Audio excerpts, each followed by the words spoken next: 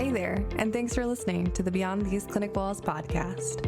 I'm your host, Julia, a PT turned product professional, joined by my delightful partner in crime co-hosts, Emma. This is my tribe. This is how I think. And Emily. That is the best getting into PT story I've ever heard. Founders of the Clinician Transition. Each episode, we interview former rehab professionals who have leveraged their clinical skills into non-traditional roles. I invite you to come hear the journeys, follow the career paths, and learn about the opportunities beyond these clinic walls.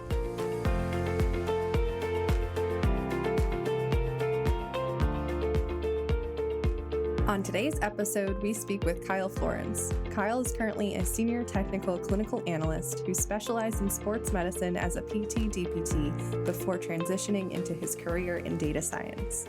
We chat about Kyle's skills that he leveraged from the clinical practice, why he decided to pursue a career path in data science in the first place, and how he went from being ghosted on his resumes to landing his first job as a data analyst.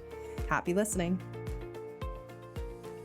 Well, welcome to our podcast. Thank you for being on Beyond These Clinic Walls. We're really happy to have you. Thanks for having me. And I think you're our first data analyst on the show. Sweet. And I think there's been a lot of interest in that career path, especially coming from rehab sciences. So I'm really excited for you to talk about it and then also share your beautiful roadmap show and tell. I want to start off with just asking you high level, if you can dip into a little bit of your background, just like clinical background a little bit, high level into now what you're doing. Yeah, so did my undergrad in kinesiology. Graduate school was in physical therapy, obviously. So I was really going down that exercise route. Right when I graduated PT school, I went straight into outpatient practice. I went into a manual therapy residency, actually. I was really into that. About halfway through that, my family moved to Connecticut, where I got a job in sports PT, and I really fell in love. I was super excited, treating athletes all day long. The reason I got into PT was because of athletics. That was a pretty cool opportunity for me, and I kind of took that and ran with it. I went and took the SCS exam. Were you treating a specific sports team or like sport itself exclusively? No, it was mostly, I worked at a children's hospital, so it was mostly like 12-year-olds to, we saw them through college pretty much. So it was like 12-year-olds to 24-year-olds-ish. Yeah. It was just all like high school athletics, college athletics, but it was no specific one, no. So that was awesome. And it was actually after getting that SCS, I was like, okay, I'm on top of the world. I can get any PT job I want, any sports job. I was looking around. Any sports job kind of means you're working outpatient, and you're definitely working nights, and you're probably working weekends and things like that. So I started to fall out of love over time. And that's when I started kind of looking into other options. What were some of the factors that started to make you fall out of love? Seems so deep. Yeah, it was kind of like, it was more that, right around the same time COVID was happening. So we were seeing patients every hour, which was a great, actually awesome change for the clinic. COVID started to go away, and we started seeing more patients, and we just kind of went down to 45-minute appointments, then half-hour appointments, and all that at the same time of being a little stressed and taking that exam. I don't know. It was just, I just started right at that same time being a little bit more stressed. And I know you mentioned, we've talked in the past, like in high school, you've kind of had this draw towards your interest with like automation. And I think you said that like in retrospect, it was cheating, but it was kind of creatively problem solving. I'll maybe put it as. Yeah. Where did your interest initially come for like this coding, this tech background? Yeah, that's actually the whole time, all this time throughout this whole story, I've been coding in the background as a hobby for fun. Yeah.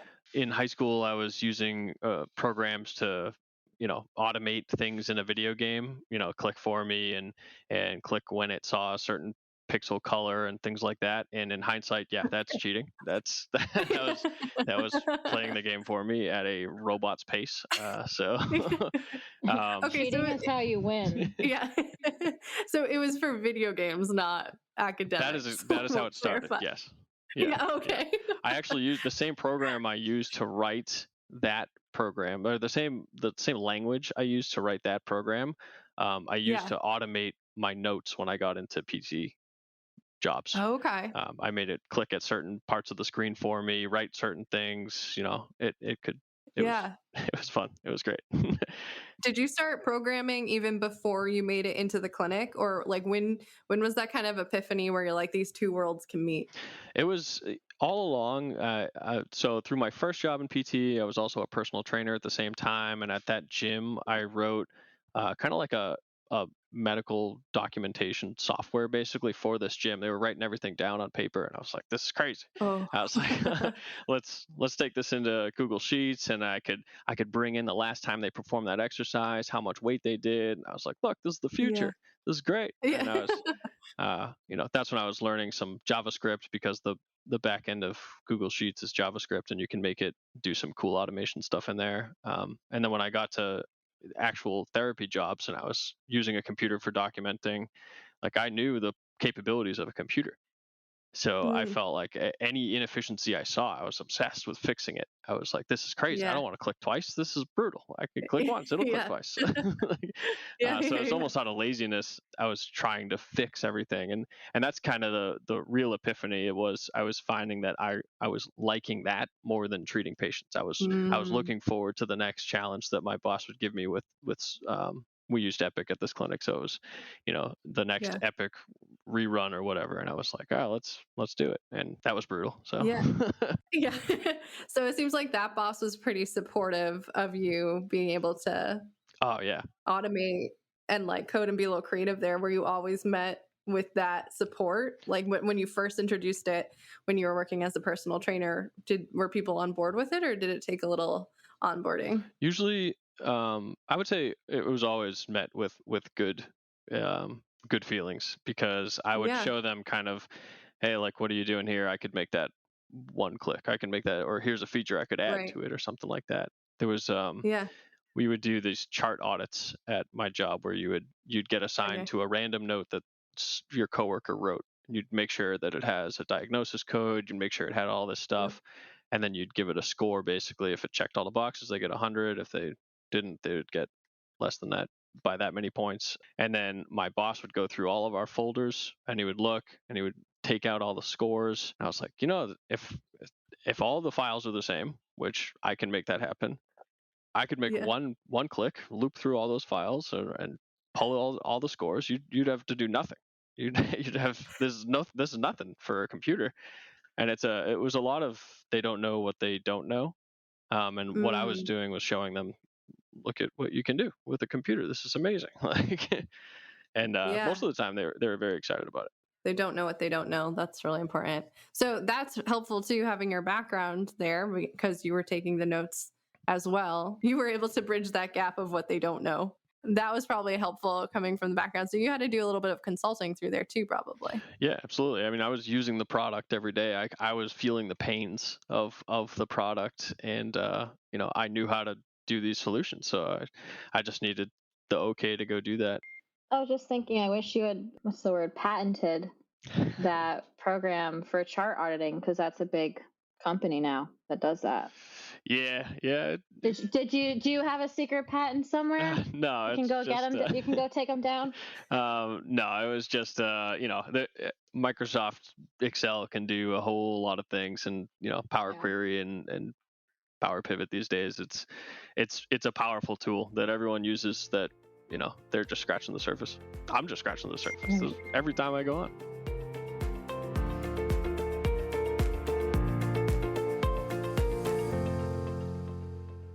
So now talk about that pivot into school is one of the things I think you're going for right now, your master's in computer science. When did you start to be like, this is the direction I want to grow in?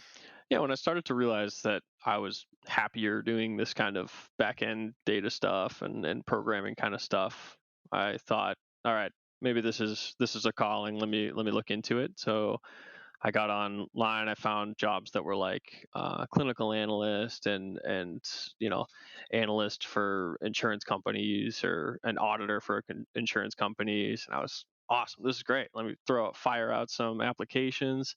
And I wasn't even getting like an email back. I wasn't getting a you've been rejected, nothing. So Nothing, I just straight up was ghosted. like, this is crazy. I feel like I'm perfect for this. I was solving problems all day long, and I wasn't getting through the filter. I don't know what was going on, and I found that it was probably that I needed more data experience. My resume was really just I'm a PT, so I kind of at that point was like, all right, let me just apply to some data jobs. Let me just apply to something not related to PT at all, and I did, and that was that actually. That was how I got a job, and was in nothing related to PT. So And this is where you currently work right now. yeah. Yeah. So your role as a data analyst, can you tell us what a data analyst is? So data analyst, I would say it's someone who takes data and they find a meaning in it, or they answer a question. I would say most data analysts, they work at a company, and that company has a lot of data collected about its customers, for example, like historical purchases or something like that. And a data analyst will come in, take that data, clean it up, find some trends, and present it back to whoever asked for it, really. Is this how like Instagram knows what I want to buy and sends me all the ads? That's actually a huge, it's a whole field of computer science, and it's honestly kind of terrifying what Facebook and Instagram and things like that they can do, just with math. It's crazy. It's called graph theory, and they can connect you to people like you, knowing nothing about you but a certain amount that they shared. It's super scary, but it's awesome. It's really interesting. Facebook, they published a study, or someone published a study on Facebook that they were finding that they could tell who is married and who isn't, and who you're married to, knowing not that you're married. Just a bunch of things, friends, interactions, and they would just pair you with a certain person. Just so it's scary that you could not be sharing a lot of stuff, and they know a lot of stuff about you. Yeah. Those things are always scary because there's so much good that could come of that. Exactly. I think of like in the medical field, individuals who have like super rare diseases and like connecting them, very cool. But then also very scary of how that could be used on the flip side, which is a little nerve-wracking. Yeah, I mean, right now, nothing's malicious. They're just trying to sell you something they think you'd like, and usually you do. Yeah. But they might be able to say, hey, like I think it was Target. They were identifying when people were pregnant before they knew, just by their shopping habits, right? So maybe they can find disease early on if you're searching for weird things, or you're feeling a different way. Your Apple Watch feels something weird. Like all this data is eventually, hopefully, going to be used for good. I saw that with the CAPTCHA. Did you hear that with the CAPTCHA? They can tell if you have Parkinson's before you know. Oh, no, that's cool. Tell me more about that. It's something about how when it's like click the bikes, all the pictures with bike, if you move your mouse a certain way or the speed of it changes, they can pick up on that and you know you have a problem. So data is everywhere, and I feel like that can be super overwhelming for your job. How do you sift through everything, and maybe throughout the life cycle of what you do for work? Where do you start and other teams? Like, where's the handoff? There's a lot of data. It is a lot of data. Yeah. I function in delivery assurance, so I take either orders that are placed, orders that are going to be placed, orders that have already delivered, things like that, and I answer questions with that data. So usually it's someone asking, hey, was something delivered on time? Which supplier delivers the most on time? Who's commonly late? Things like that. Usually I'm in there with those questions, and I'm answering them, and I'm shooting them back up the chain to people answering questions of which supplier we should go with in the future. How are we doing as a program? Are we going to make it by the contract date? Things like that. What's the most gratifying thing about your role as a data analyst? That's an interesting question, because I thought I was, leaving healthcare. I'm not helping people anymore. I'm just working with Excel and things like that. But yeah, I really am helping the team. They have questions and they have issues with things, and without me, I don't want to talk bad about them. They would not. They would be fine. But without me, they'd be nothing. No. I'm helping the team, and I'm providing value which is awesome. I don't wake up and dream about delivering parts on time or telling things like that. Right. Like it's not a dream of mine to do that stuff, but to go and help people that are doing this stuff and do the company greater good, that is fun. It is gratifying. So Yeah, I would also be in the same boat. You probably get a little serotonin boost every time you find something of a trend or like connect a dot or throw back to when you were in the clinic, being able to automate something and seeing that direct result and being just that much more efficient. yeah. That always makes me super Yeah, excited. absolutely. When I'll have a hypothesis about the data and I'll graph it out. I'm like, oh my gosh, that's a trend. We can say that. Yeah. That's related to that. That's really cool. So part of it is taking a lot of data, creating a trend, but then the other part I feel like is being able to tell a story and then relating it back to whatever problem you're trying to solve. Did you feel like you had any overlap with your clinical skills in that consulting side of things and being able to communicate your results? Definitely. I think that being able to communicate is going to be paramount in this kind of job. You think of it like a PT evaluation, right? Or an OT evaluation, someone's evaluation. They come to you with a problem and you kind of ask them questions. Hey, what's actually going on? Or, they come with a script that says hip pain and you're like, okay, cool. And then you go through it and you start finding out, oh, this is the back, all that fun stuff. And that happens a ton with data. So they'll say, hey, find something in this data set. And you're like, okay, so you're looking through it and then you go back and ask them, hey, did you want me to filter out these things? Or do you want me to, how are these outliers? Should I leave them in? Should I take them out? There's a ton of back and forth. And it's that kind of communication of what are you really trying to get out of this that really is the whole point of the job. And Yeah. once you finally get that answer out of them, the data stuff's easy.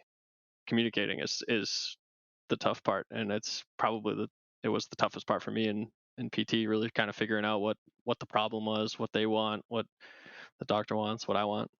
Right. And you probably have to go into it unbiased because if you have too much of a theory initially, you could probably make the data fit that theory, similar to being in the clinic, until you kind of look at it from a different perspective. So that's also interesting. Oh, yeah. Big time. Could we back up a little bit from I decided I wanted to pursue this, I applied and I got a job. Were there any other steps in between that? Like, how did you get this job when you said you had no experience, but you got the job? Yeah, so I put together a portfolio. This was kind of like the end of the roadmap that I made. You learn all this stuff and then you have to show people that you can do it, because just putting it on my resume wasn't getting me anywhere. Saying I could do these jobs, no one was calling me back. So that's when I built a resume, and then I built a portfolio to link on the resume, and that was just a bunch of projects in Python, Excel, SQL, SQL, depending on who you are. I think that's what really got me the job. My boss said he looked at it and was like, "Hey," he asked the data guy that I was replacing, "Is this guy legit?" And he looked at the portfolio and he was like, "Yeah, these are all the skills. that's good." That was huge, and I now know a little bit more about networking, but at the time I had nothing. I just was only PT. Everyone I knew were PTs, and my wife worked at the hospital too. Everyone she knows works at the hospital. I was nothing. It was so hard to break into it. Since then, I've joined the clinic transition LinkedIn group. It's definitely networking that is what you should be doing, but it comes after that first job. It really is very hard to get that first one. Were you going on Indeed and just searching data analyst? Because I'm imagining it's remote, so you're just applying to a bunch, not hearing back, and after a certain period of time, that's when you were kind of pivoted to your strategy. Yeah, it was Indeed, LinkedIn, all those job posting sites. LinkedIn was especially heartbreaking because you could see like every time this was in COVID when everyone was not really keen on going back into the clinic. You'd see these insurance jobs pop up, and within like 36 hours they would have 200 applicants, and like it shows you that on LinkedIn. I was like, what am I? I'm a drop in the bucket. It was brutal. And this data job, when I kind of pivoted and said, all right, I'm going to apply to this thing, it was local and it was not listed as remote. So it had 3 applicants, and I was one. So This might be fake news, but I have tested it before. When you click on apply now, even if you don't apply, it still counts it So if you're listening and you see that Ah. 200 and it was just posted, I would recommend applying because it might be an inaccurate. And also go join the TCT on LinkedIn because your next job might be there, like Kyle's. Or even better, you could join the Slack and join the Data Analyst channel, and you could connect with. What? There's a data analyst channel, Emma? Tell us more. Well, if you've already transitioned to being a data analyst, you can join the transitioned data analyst channel. That's private. Then you can network with all your data friends. I was chatting in there this morning. You guys can make trends in the data analyst group. Oh my God. the possibilities are endless. On your first attempt at putting your resume out there and just no one got back to you, do you feel like you didn't have enough experience or that you weren't marketing yourself in the right way? I bet it's a little bit of both. Yeah. You know, at that time, I had a resume that was a PT, and I tried to put in there that I was doing all this stuff on the side and doing all this stuff for the clinic. I had, they would say 1 to 3 years of insurance required or something like that. I definitely didn't have that.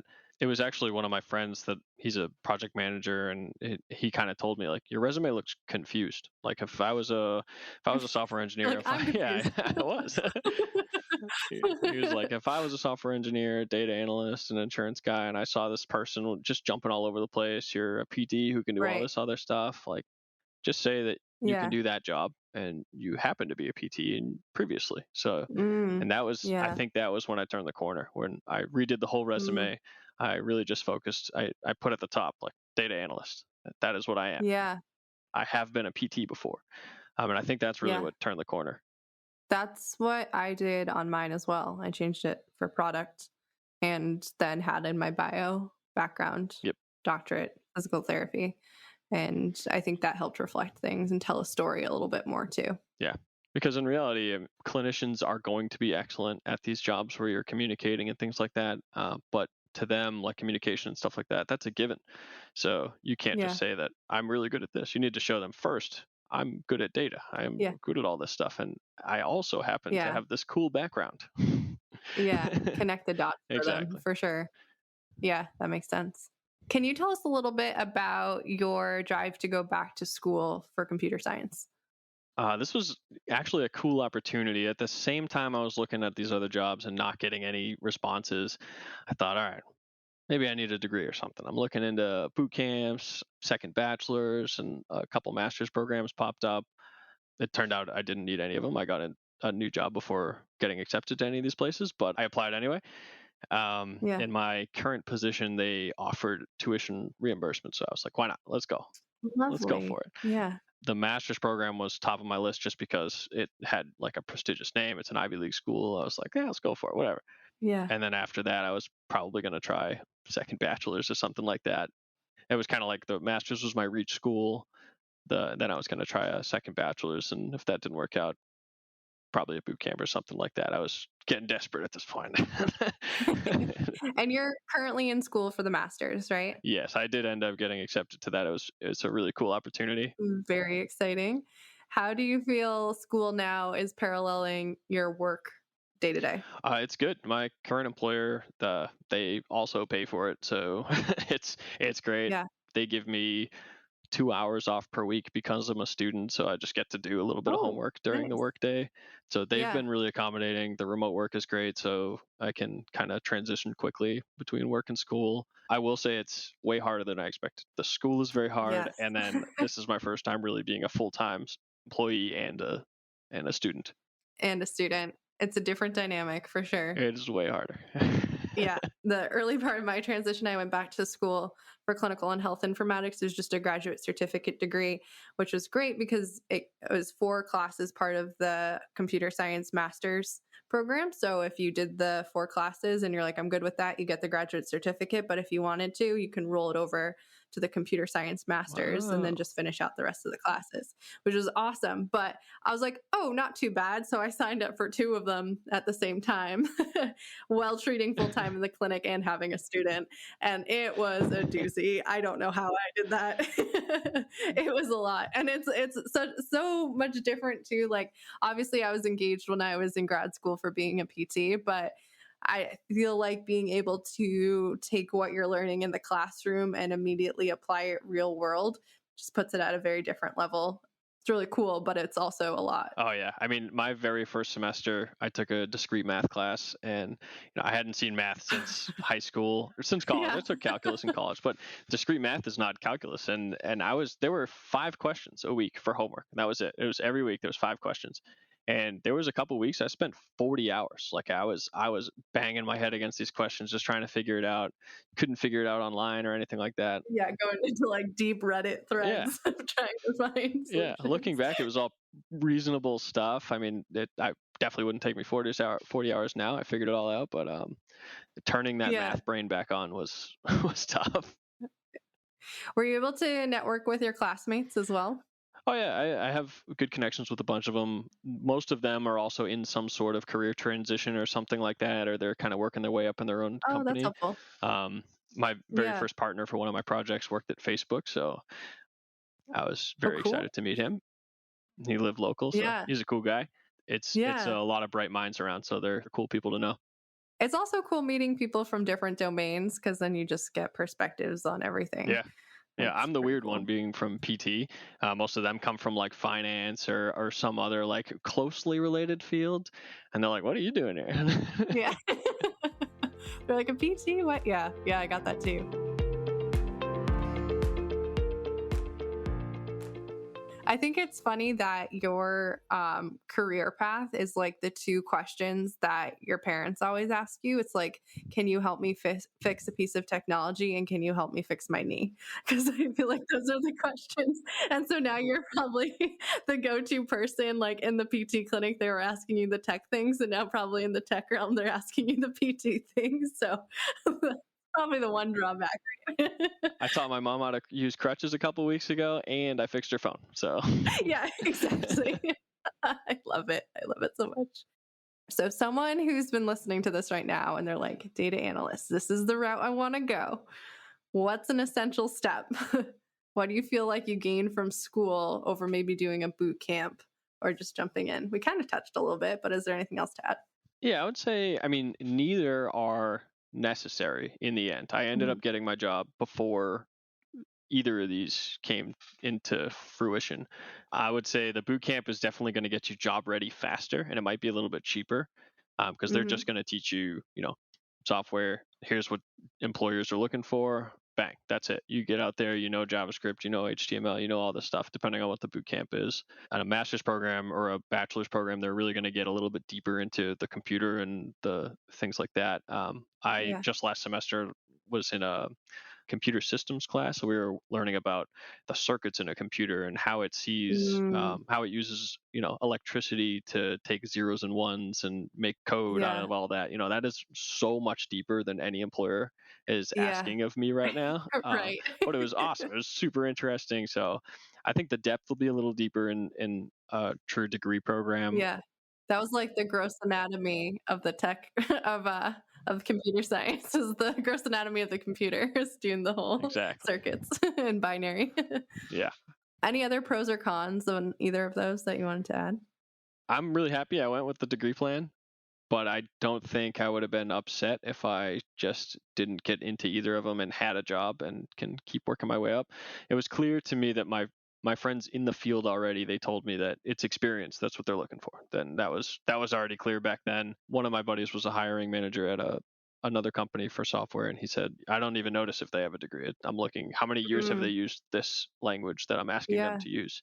So he says, if you can get that first job, that's the key. So that seems like it's the barrier to entry. The first job's the hardest there to get your foot in the door with. Yeah, definitely that. I think if you can build a good resume, build a good network, and build a good portfolio, you're probably going to be fine. But if any of those aren't working, that's when it's probably time to take the next step. Or if you're curious, I mean, I'm learning cool stuff that I didn't think I would be interested in. I'm happy I'm doing it. So I would say if you're curious, go a little deeper into it, and it might open some doors later on. Maybe I'll say, wow, thank goodness I went this master's route. Now I'm in this position that I never would have gotten into. But I think it's probably fine either way, just different paths. Just to reiterate what you just said, so network, resume, portfolio, little trifecta there. Yes, big time. I tried to do it without the network. It was really hard. I did it without the portfolio. Got nowhere. Yeah. I think if you can show your stuff, have a good resume just to fill out the form, but it's going to be the network and portfolio, I imagine, that are the most important there. Yeah. Do you have any resources aside from pulling in from your friends who were in the hiring manager position for completing that resume and really having it stand out? I know initially you said you couldn't even get past the filter. So I'm assuming you're referencing like a lot of those bigger corporations when they're looking through a ton of resumes, they literally have a technology that just pulls out certain words that they're looking for. And if not, you just get passed up. Exactly. Yeah. It's ATS. It's how they look through it all.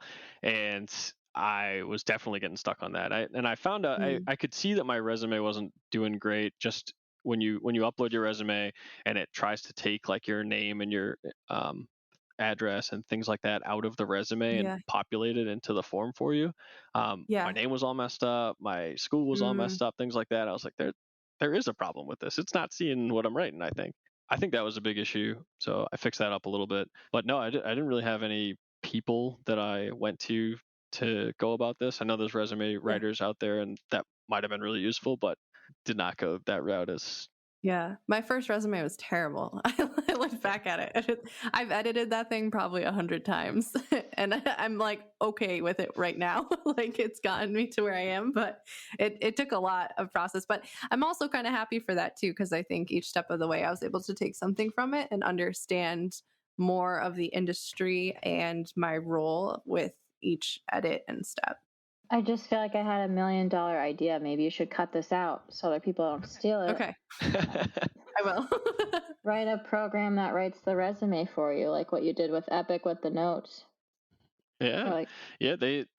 That's kind of out there. And LinkedIn does that. Like they'll write the about me section for you, just taking your scripts. Really? They have that. Yeah. It's like seasoned professional with 5 years experience. Yeah. Oh. I know exactly. Yeah. I'm going to try that out. Well, now I guess you can leave it in because it's already been done. I did have another question. When we had Steven on with the software engineer, he mentioned that it was super helpful to have a solid background of some sort before going into a program like this, which you certainly have. Do you think someone who has zero experience of, I'm going to be a data analyst when I grow up, and they just sign up for this course with zero background, would they be successful, or do they have to have done some self-learning before? I would say, my master's is a computer science program, so I haven't gotten a ton of data out of it. It's helping with some of the, the Python that I write and things like that. I would say you'd struggle coming from nothing to it. They say they're accommodating to that, but it would be very hard. Yeah, there's a ton of free resources out there for just those introduction to Python, introduction to HTML, CSS. Those if you're going that software route, there's a ton of free stuff out there just to see it and play around with it. Everything's available. And same thing with data. The SQL, Python, all those languages, they're free. You can download them. You can download a bunch of different softwares to play around with them. You can download a bunch of free data sets off Kaggle. You can get in there and get dirty and play with everything before you start going a more formal route, just to see if you have interest in it. That probably should be step 0 on the roadmap is this for you? Decide. That actually reflects what Steven said. So all our listeners listening now too, also listen to Steven's episode. It's a great supplement to this. And tell all your friends to listen. And all your friends listen, and your parents. Why not? I asked you in the prep questions, I said, did you stop cold turkey? And your response was, oh yeah, it was completely cold turkey. So your transition from clinic was not gradual. Can you tell me more about it? No, it was super, super cold turkey. I applied to this job. They called me back, said, hey, we really need you. Can you be here in 3 weeks? And I said, all right, fine. Yeah, sure. I'll give 3 weeks notice to this job. And apparently that wasn't enough to get my PTO payout. It was a 4-week policy. So that was a bummer, but everything worked out in the end. Everything was fine. It was a very fast transition. Did you even have time to think and get imposter syndrome there? Or did you feel confident going in? I didn't have a ton of no, I take that back. I definitely had imposter syndrome going into it. I was nervous about, what programs I was going to have to use, like what does their environment look like. And the first couple months were definitely pretty brutal. They would ask me a question, I would have no idea where to even look for that. I was replacing one guy. I was going to be a team of one on this team for data guys of this supporting cast. And it turned out to be very important that I knew what I was doing, and I didn't at first. So, I knew the language, I knew how to do stuff, but to get in there and dive deep and figure out where the data was, all that stuff, that it's very hard at first. Looking back, is there anything you would have done ahead of getting into that new role that would have helped you? I don't think so. I think diving in head first, they were patient with me. They did, I found a good place to be. That was probably the key there, was find a good supportive staff. So they were patient with me while I figured everything out. There are different roles that you can get into. Like you can get into a junior position, you can get into a regular position, senior. Getting into a junior position, they're going to give you more time. They're going to give you more help. You might be set up with a mentor. I jumped straight into a senior position, which was probably not the move at the time, but it all worked out in the end. But I would say if you're really just, if you're nervous about it and you think you're going to need a little bit more time, you'll probably be a good fit for those junior roles. They're meant for those fresh new grads who have no experience. Like that's why they have them. I feel like for your journey, it was some time and some revisit to the direction you want to go and some skill honing in on, and then just time, and you got there. Would you suggest, if someone's super excited, to just try and jump into a junior role? Yeah, I would say if you have the skills and you think, if you can get hired at one of those roles, they screen you. They think you can do it, so you'll learn quick. And if you can write the SQL or whatever they're asking for on the job posting, go for it, 100%. Did you have to do a case study for your interviews? So that was actually an interesting thing. When I was preparing for a technical interview. That's kind of like the big difference between any clinical job I've ever had and a software job, is they're going to ask you coding questions. They're going to ask you to code right in front of them and solve a problem right there. No one has ever asked me, how would you deal with this ACL patient 13 weeks post-op? Like no one's done that. So they probably should, but I've had that. You have that? You have? Oh, wow. Yeah, multiple places. Really? That's good. Wow. Maybe I've just sweet talk my way into all these jobs. Maybe they were worried and they wanted to make sure. Yeah, no, I was preparing for this technical interview a lot for this first role. That's I think the last step or second to last step on my roadmap. There are these practice problems that you're probably going to see on these technical interviews. Awesome. And I was ready. I was excited, and they didn't ask me what. Yeah. They just said, "Can you do it? And what's the hardest thing you've ever had to deal with in data?" And I gave a good answer, and they were like, "All right." What is the hardest thing you've ever had to deal with in data? I said communication. Actually, I said it's not data. Oh, okay. Here's an inside scoop. He loved this answer. It is the data. Once you clean it up and figure out what they're trying to ask, it's not hard. You're just writing a script to get a nice graph and put it in front of them and telling the story. The hardest part is that first part, extracting what they're asking of you, figuring out what you should include, what you should exclude, and give it back to them. I always said it's that first communication piece is the most challenging piece, but I'm getting good at it. That's the therapist in you. Yeah. I love it. I want to ask you to go through some of the technical languages that were most worth your time, but I think that's going to go into your roadmap a little bit. So maybe before we get into that, can you walk us through like what a typical day looks like for you in a data analyst role? Yeah. So I work from home 100%. So I walk into my office and turn on my computer and good start. I log in, I check the database, make sure nothing broke overnight. I have some automatic scripts that run, at 2 a.m., 3 a.m. that like refresh everything. Just make sure that all worked right. And if that all went well, I go about my daily reports, which are, I have those mostly automated now. I just click those. I'll check my emails, make sure that I'm going to be to meetings on time. I'll work on some monthly projects depending on what day of the week or what month it is. I have weekly reports and monthly reports that have to go out. So it's usually just running a report or working on a project, which is usually developing a new report or kind of exploring some data and making a dashboard.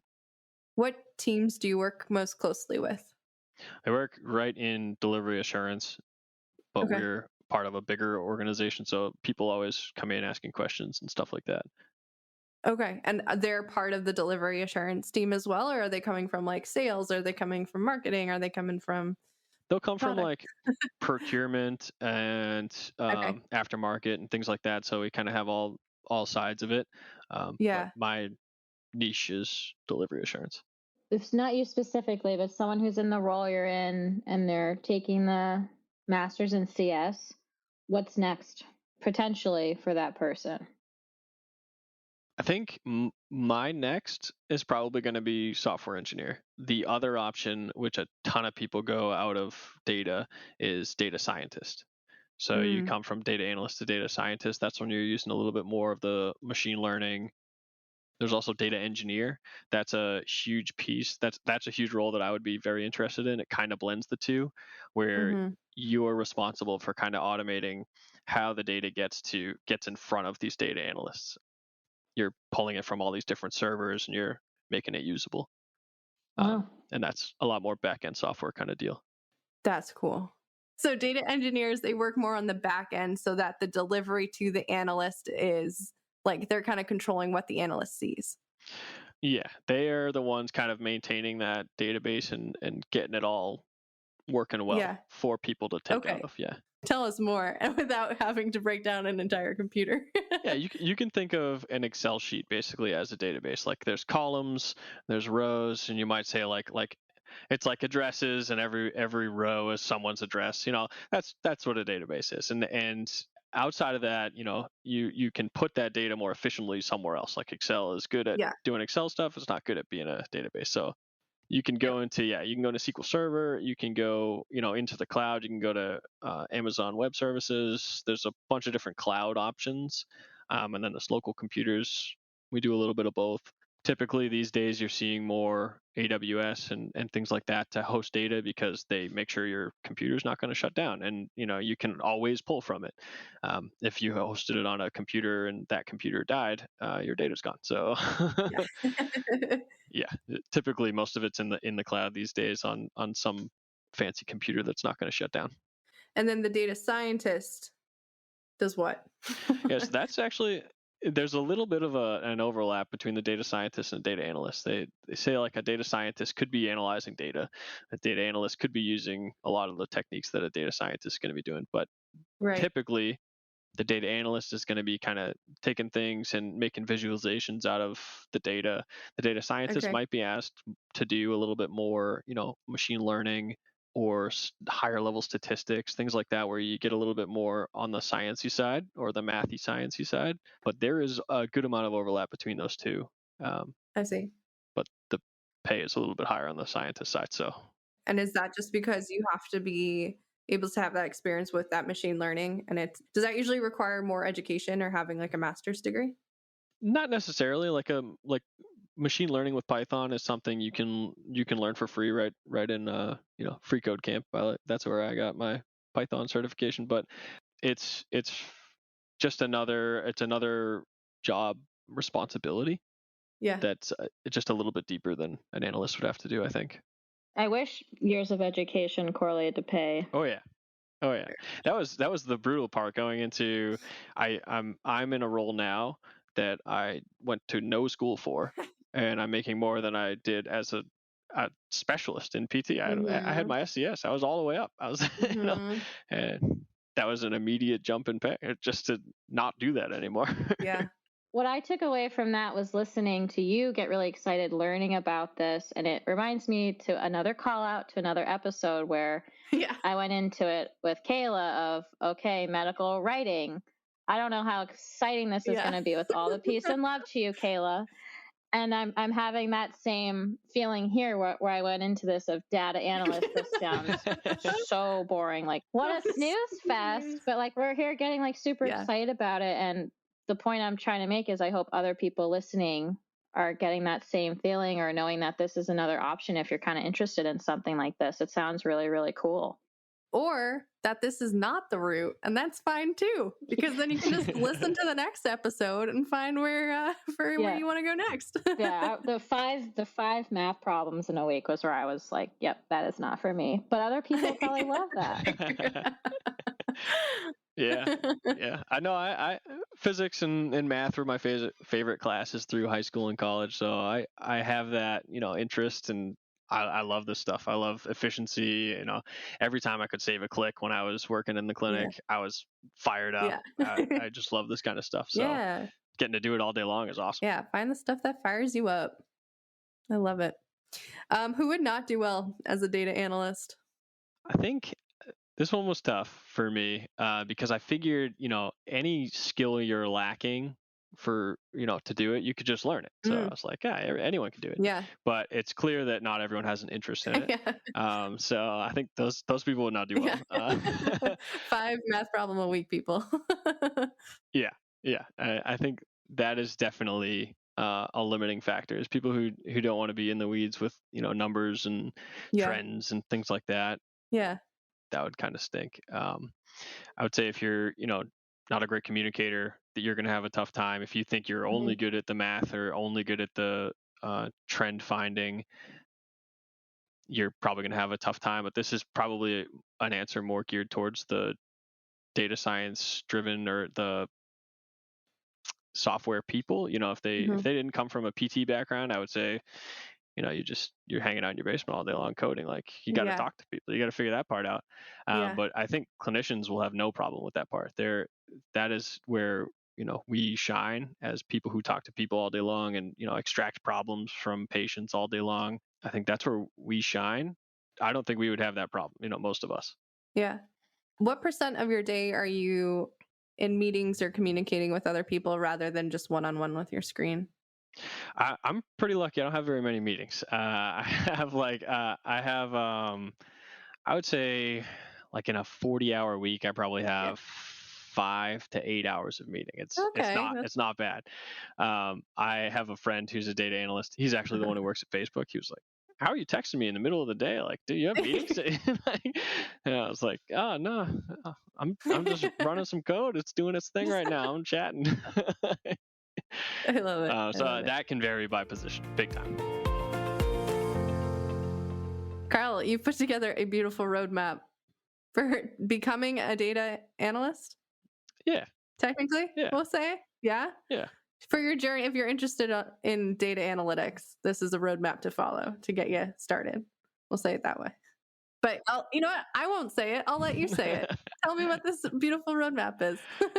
So I put together kind of the steps that I would follow if I had to start from scratch again. I was doing a lot of this stuff already just on my own. I was automating things in Excel and Google Sheets just for fun. But I think if I had to go back and tell someone from scratch what you should do, I put Excel at the top actually. In my daily job, I use Excel a lot, but they're not going to ask for that on many job applications. They're going to say, can you write SQL? Can you write Python? But I think starting with Excel gives you the ability to really see how data is formatted, and it gets you in there playing around with the data, and you can move it around. You can, sort it. You can do easy functions like sum, if, all that stuff. You can get like a program. You start thinking like a programmer. So that's why I put that first. From there, I kind of went on to SQL, and then I go on to Python, visualizing data and all that stuff. So basically, it's a checklist of what I would do in order. Underneath all this, I have links to free resources that I would use to learn all this stuff. I guess I can go into the SQL now.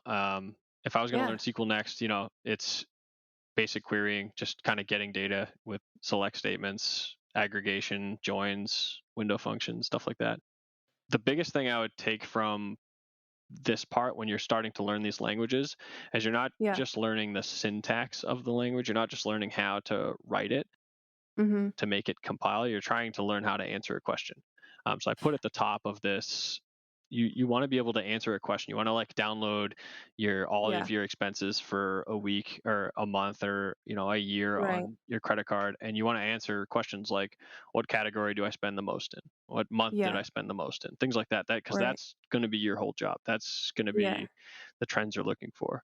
Right. You're not just measuring a range of motion and a strength. You're seeing how it applies to the patient, right? Exactly. Yeah. You're not just seeing like, what is, how can I get all this data together? Like when you go through SQL tutorials, you're going to learn about, how to pull data, how to filter it, all that stuff. But once you start really playing with practice problems, that's when it becomes real. And that's when the synapses will form.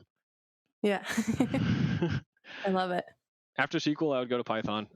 Python's going to be a little bit harder. It's a real coding language pretty much, where you can do all the typical coding stuff. You can loop, you can use data structures, all that stuff. So it gets a little bit more complicated. I would say after Excel and SQL, you kind of have the data side. So you're probably thinking in this direction already. So this is kind of like the next step. It's just another good tool that kind of unlocks a few new doors for some more complex data stuff. After that, pretty much the end of it. Once you know those three things, you just want to be able to visualize your stuff. So you're going to use Power BI, Tableau. You can graph right in Excel. You just want to get good at kind of showing what you found. After that, you're going to want to put together a portfolio. You're going to want to make some projects. Like I was saying, all along the way, you might want to be answering questions, downloading data sets, and figuring stuff out. So you put together a portfolio that shows these projects. I have a really good video in there that shows you how to make a website for free that I used, and this is the exact step that I used to make a project or make a portfolio and post it. I might be clicking on that soon to make the website for this podcast. It was awesome. Yeah, it was awesome. It was definitely the step I think that was the most useful. Yeah. And for example, in the Python course that I have linked, it's going to take you through practice example problems and stuff like that. And in my portfolio, I just linked those. I just, all the way through, I was just uploading what I learned to GitHub and linked those right from the website. And after that, you're going to want to do some practice problems. So you have LeetCode, and I used Strata Scratch, which is just another website that has practice problems that's meant for interview prep. I think you could be using this, even when you're learning SQL and Python, just to kind of see what you know, see what you don't know, and get you thinking like a programmer at that point, because the questions are straight from interviews. They're like reported questions from Amazon or from Microsoft or something like that. So it's awesome. It's good stuff. So that's perfect for interviews too. My question for building the portfolio: how do you know a project is ready is portfolio level rather than just like practice set level? Yeah, that's interesting. If I look back at the portfolio that I applied to my first job with, I would say, how did you get a job? It was so low level. It was all just simple stuff. I mean, but that's really what my current manager was looking for. He wanted someone who knew all the basics and, get in there with fresh eyes, get into the data. So you can post stuff pretty early on. A lot of the stuff that you think is simple right in the beginning, that's showing that you have the foundations. So go for it. Post those. So starting kind of with the basics, make sure you just have a good foundation. Yeah, there's even on my portfolio, there's some really easy stuff. There's some complex stuff, but I'm not going to take the easy stuff off just yet because it's easy. It's that's the easy stuff that they're going to need to know anyway. They're going to know, can you sort the data? Can all that stuff? Like that's half of what I do these days. They ask for an Excel table and they're like, can you just make the top one be on top? Okay. I love it. Awesome. Kyle, this looks incredible. This is going to be an awesome resource for anyone listening who's interested in getting into data analytics or beyond, or just wants to kind of go through that trial discovery period of seeing if this is the right career path for you. So thank you for putting this all together. It will be linked with this episode. You can also find it on Kyle's LinkedIn profile, which will also be linked with everything on our website, our LinkedIn page, and our Instagram. So that's where you can find all of that. Thank you so much for joining us, Kyle. It was a pleasure chatting and learning from you. I'm excited to see what people get from that roadmap. I will also post it in the TCT Slack in channel 28, where the Data Analyst, channelist. You can always ask Kyle questions on there. I like to wrap things up by asking, you've given us so much in the past hour and beyond for the community. Is there anything we can do for you? I would say, the community's been great. When I first, found out about this podcast and joined the clinic transition LinkedIn group, like I said, I've gotten job offers out of it. It's been great. Networking's been awesome. So it was a world I was not exposed to before this. So you guys have done a lot. Thanks for taking advantage and paying it forward by being on here. Thank you.